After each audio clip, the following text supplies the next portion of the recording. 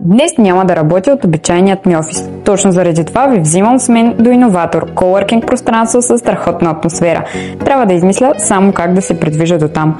Вчера една приятелка ми сподели, че е карала електрическо колело на Topmobility. Хайде сега да го пробваме и ние. Отварям приложението и си намирам най-близкото колело. Ето го. Мале, нямам търпение да го пробвам. Отключваш го, оставяш си багажа в кошницата и потегляш. Сега ще видим от квартал Левски до централната част за колко време ще стигнем. А докато пътувам към Иноватор, мога да кажа, че с електрическо колело, освен че пестим вредни емисии, ние самите се движим. А и е по-бързо. А сега е момента и да кажа, че когато пресичаме на пешеходна пътека, трябва да слезем от велосипеда. Успях да се предвижа за около 14 минути, а карането ми беше на стойност около 4 лева и 50 стотинки. Понеже Topmobility си партнират с Иноватор, има и стоянка, където да оставите велосипеда.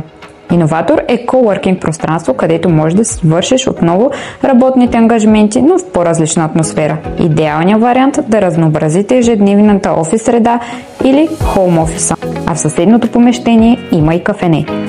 Като ако си редовен клиент на Иноватор, може да използвате колелата на Topmobility с 20% намаление или 15 минути безплатно каране с QR код, предоставен от мястото за краткосрочни посетители.